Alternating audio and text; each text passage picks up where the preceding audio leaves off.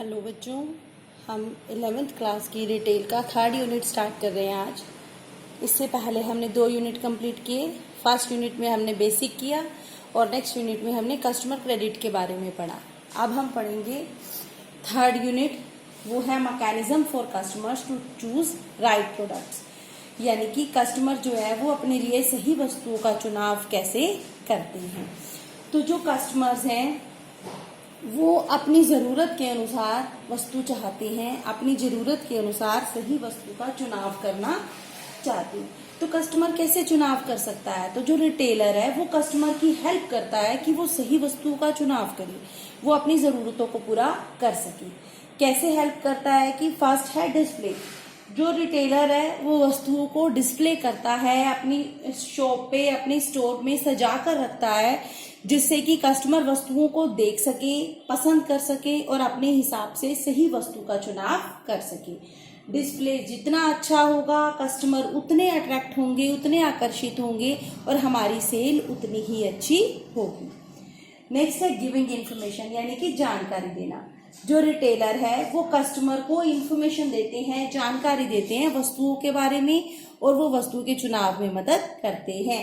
वो वस्तु के बारे में जानकारी देते हैं, वस्तु दिखाते हैं, उसका डेमो देते हैं, चलाकर दिखाते हैं वस्तु को, उसके बारे में सारी जानकारी देते हैं, जिससे कस्टमर को वस्तुओं के चुनाव में सहायता मिलती है।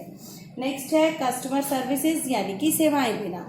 जो रिटेलर है वो कस्टमर्स को अच्छी सेवाएं देते हैं, जैसे कि टाइम पर डिलीवरी देना, टाइम पर वस्तुएं देना, जिससे कि कस्टमर को संतुष्टि मिलती है, कस्टमर संतुष्ट होता है और उसको वस्तु के चुनाव में सहायता मिलती है। अब है कि रिटेलर जो कस्टमर है वो वस्तु का चुनाव कर लेता है, लेकिन फिर वो सेल कैसे करती है रिटेलर कस्टमर को?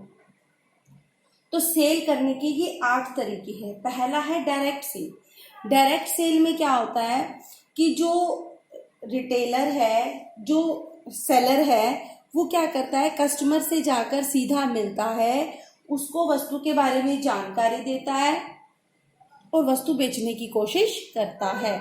इसमें जो रिटेलर है वो खुद जाकर कस्टमर से संपर्क करता है, कस्टमर को वस्तुओं के बारे में जानकारी देता है। दूसरा है परफॉर्मा सेल। परफॉर्मा सेल क्या होता है?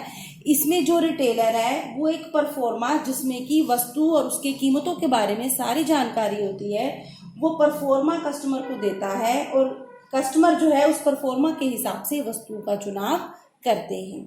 नेक्स्ट है एजेंसी बेस्ड सेल, एजेंसी आधारित सेल। एजेंसी आधारित सेल में क्या होता है कि जो रिटेलर है वो एक एजेंसी को कॉन्ट्रैक्ट देता है, कोई बाहरी एजेंसी के साथ कॉन्ट्रैक्ट करता है कि वो उसकी वस्तुएं बेचे और जितनी वस्तुएं बेचेंगे उनको उसी हिसाब से कमीशन दिया जाएगा एजेंसी के पर्सन को।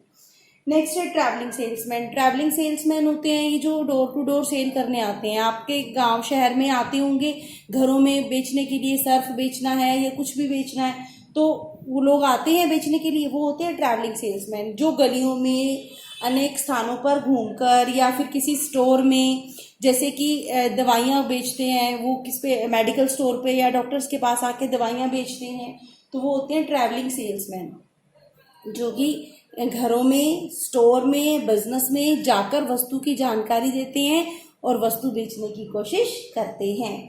नेक्स्ट है ऑक्शन सेल। बोली, टीवी में देखा होगा, बोली लगाते हैं, जो सबसे अधिक बोली लगाएगा उसको वस्तु बेच दी जाएगी, तो ये होती है ऑक्शन सेल।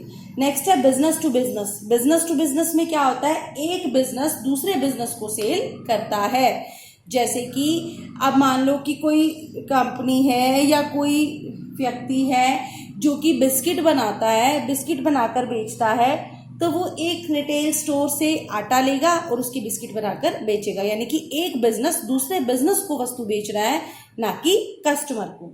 नेक्स्ट है इलेक्ट्रॉनिक सेल। इलेक्ट्रॉनिक सेल क्या होती है? इसमें इलेक्ट्रॉनिक तरीके जैसे कि इंटरनेट, टेलीफोन, इन माध्यम से सेल की जाती है। आजकल आपने देखा होगा लोग Amazon.com है, फ्लिपकार्ट है, स्नैपडील है, मिंत्रा है, बहुत सारी इलेक्ट्रॉनिक साइट्स हैं, उन इलेक्ट्रॉनिक तरीके से सेल करते हैं।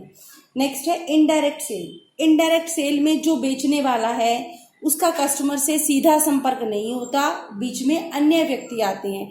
ऐसा अधिकतर बड़ी चीज़ों में, जैसे कि मान लो प्रॉपर्टी है, कुछ जमीन बेचनी है, कोई घर बेचना है, तो बीच में दलाल डाले जाते हैं जो कि कॉन्ट्रैक्ट कराते हैं, दोनों के बीच में बात कराते हैं।